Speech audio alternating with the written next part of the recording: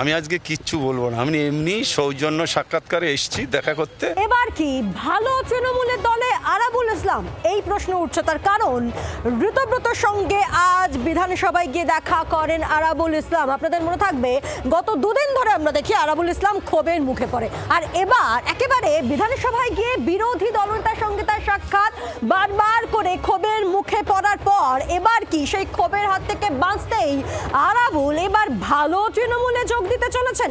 এই প্রশ্নই এবার এই মুহূর্তে একেবারে সামনের সারিতে। আইএসএফ ছেড়ে এবার কি তাহলে ভালো তৃণমূলে আরাবুল? ঋতব্রত আরাবুল সাক্ষাৎ শুধুই কি সৌজন্য নাকি রাজনৈতিক বৈঠক? আরাবুলকে সঙ্গে নিয়ে কাজ করার বার্তা খয়রুল ইসলামের। 7 বার জেল খাটিয়েছেন বলে মমতাকে তবু দাগেন আরাবুল ইসলাম। আরাবুল ইসলাম কি বলেন শুনুন।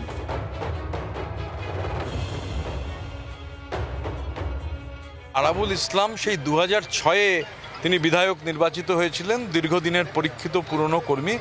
তিনি এসছিলেন, আমাদের সঙ্গে নানান কথা হলো। আরাবুল শুধু নয়, ওখানে খয়রুল এসছিল, আমরা কথা বলেছি। দেখতে থাকুন না কি হয়। মানে আরাবুল ইসলাম এবং খয়রুল, তাদের দুজনের বিরোধ সবার জানা, সেই জায়গায় দাঁড়িয়ে দুজনে পাশাপাশি বসে থাকলেন আপনার সামনে চেয়ারে দেখা গেল। না, বিরোধটা এটা মিডিয়ার তৈরি করা বিরোধ, কোনো বিরোধ নেই। আচ্ছা, বিরোধ থাকলে কেউ পাশাপাশি চেয়ারে বসে থাকে নাকি? সবাই মিলে লড়তে হবে। ওখানে যা চলছে, মানে ভাঙরে সাধারণ মানুষের নাভিশ্বাস উঠে যাচ্ছে। তো সবাই মিলে মানুষকে বাঁচাতে হবে। সব তথাকথিত যারা ওখানে মাতব্বরি করছেন, সাধারণ মানুষ বিরক্ত, এটুকু। আমি আজকে কিচ্ছু বলবো না, আমি এমনি সৌজন্য সাক্ষাৎকারে এসেছি দেখা করতে। আমি যে কোনো এমএলএদের সাথে, আমি তো এক্স এমএলএ, আমি 2006 সাল থেকে এমএলএ ছিলাম। আমি এমনি হ্যাঁ দেখা গিয়েছে। কথা বলতে চাইলে তো সবার সাথে কথা বলতে হবে। আমার কালীঘাটে কি করেছে? কালীঘাট তো আমার 7 বার জেল খাটিয়েছে, 7 বার ভদ্রমহিলা আমাকে জেল খাটিয়েছে। আমি কারোর বিরুদ্ধে বলতে চাইছি না। চলো,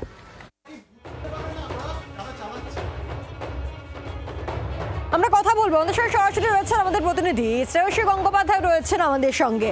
শ্রেয়সী, আমরা ঋতব্রতর বক্তব্য শোনালাম, আরাবুলের বক্তব্য শুনলাম, তবে এবার কি একেবারে ঋত শিবিরে নাম লিখিয়ে ফেলেন, অর্থাৎ সে কোট আনকোট ভালো তৃণমূল আরাবুল? দেখো, কার্যত কিন্তু সেই ইঙ্গিতই বা সেই বিষয়টাই কিন্তু স্পষ্ট হচ্ছে।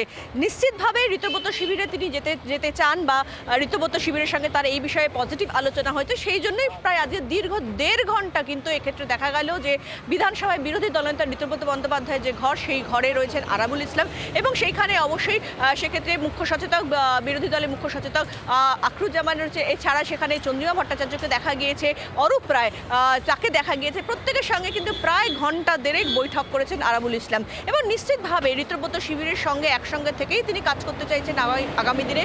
সেই বার্তাটাই খুব স্পষ্ট, কারণ তিনি এক্ষেত্রে প্রকাশ্যে এসে এই বৈঠক করছেন, সেখান থেকেই খুব স্পষ্ট। শুধু তাই নয়, এখানে খুব উল্লেখযোগ্য আরও একটা জিনিস বলে রাখি, যে ভাঙড়ের রাজনীতিতে যে আরাবুল ইসলাম এবং খয়রুল ইসলামকে কার্যত একেবারে বলা যেতে পারে যে একেবারে প্রচণ্ডভাবে তারা একে অপরের বিরোধী ছিল, আজকে কিন্তু দেখা গেল যে বিরোধী দলনেতার ঘরে এই খয়রুল ইসলাম এবং আরাবুল ইসলাম তারা পাশাপাশি বসে রয়েছেন, পাশাপাশি চেয়ারে বসছেন, এবং সেক্ষেত্রে বিরোধী দলনেতার সঙ্গে কথা বলছেন। এবং এক্ষেত্রে তোকে আরও একটা উল্লেখযোগ্য জিনিস বলে রাখি, খয়রুল ইসলাম বলছেন যে এক্ষেত্রে ভাঙড়ের ক্ষেত্রে তারা কিন্তু একযোগে, অর্থাৎ আগামী দিনে আরাবুল এবং খয়রুল তারা একযোগে কিন্তু ভাঙড়ের ক্ষেত্রে সেক্ষেত্রে আইএসএফের বিরুদ্ধে নানান কর্মসূচি নেবে। ফলে নিশ্চিতভাবে এক্ষেত্রে যখন কর্মসূচি নেওয়ার প্রসঙ্গ চলে আসে, তখন আরাবুল ইসলাম যতই সৌজন্য সাক্ষাৎ বলুন না কেন, নিশ্চিতভাবে গোটা বিষয়টার সঙ্গে অবশ্যই এক্ষেত্রে ঋতব্রত শিবিরে আরাবুল ইসলামের যোগ দেওয়ার বিষয়টা আরও স্পষ্ট হচ্ছে।